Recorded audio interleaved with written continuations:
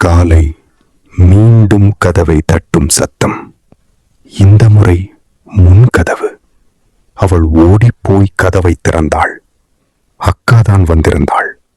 நீது அழுது கொண்டு நேற்றிரவு நடந்ததையெல்லாம் சொன்னாள். நாம இங்கிருந்து போயிடலாம் அக்கா. அக்கா சிரித்தாள். அப்படி எதுவும் இல்லைமா, வா போய் பார்க்கலாம். இருவரும் சமையலறைக்கு சென்றார்கள். எல்லாம் பழையபடியே இருந்தது. ஒரு மாற்றமும் இல்லை. அப்போ நாம் பார்த்தது. நீது குழப்பமடைந்தாள். அதற்குள் அவளது கசின்ஸும் அவர்களது குழந்தைகளும் வீட்டிற்கு வந்தார்கள்.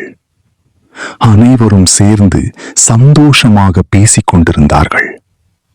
கசினான லீலா குளிக்க பாத்ரூமுக்குள் சென்றாள்.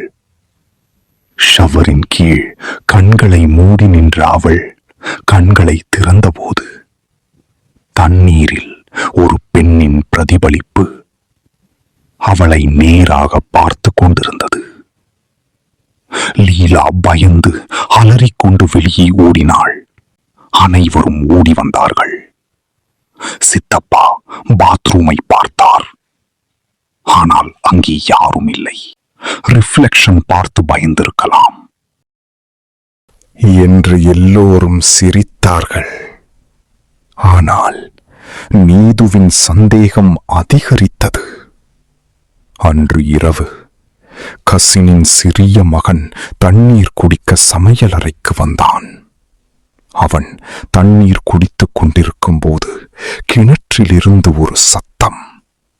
அவன் திரும்பி பார்த்தான். கிணற்றிலிருந்து ஒரு கை மேலே எழுகிறது. ஒரு உருவம் கிணற்றிலிருந்து வெளியே வருகிறது. அவன் பயந்து ஓடினான். சமையலறை கதவு திறந்திருந்ததால் அந்த உருவம் நேராக நீதுவின் அறை கதவுக்கு வந்தது.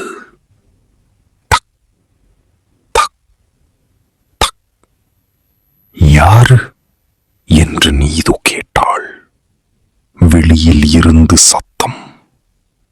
நான் தான் காவ்யா, கதவை திற. நீது கதவை திறக்கப் போகும்போது யாரோ அவள் கையை பிடித்தார்கள். திரும்பி பார்த்தாள். உண்மையான காவ்யா அவள் பின்னால் நின்று கொண்டிருந்தாள். கதவை திறக்காதே, ஏதோ பயமாக இருக்கு. மீண்டும் வெளியிலிருந்து சத்தம். நீது கதவை திற. இருவரும் பயத்தில் நடுங்கினார்கள். திடீரென்று கதவை உடைப்பது போல பெரிய சத்தம். சிறிது நேரம் கழித்து வீடு முழுவதும் ஒரு பெண்ணின் அழுகை ஒலித்தது. பிறகு அது கொடூரமான சிரிப்பாக மாறியது. அந்த வீடு முழுவதும் அந்த சத்தம் எதிரொலித்தது.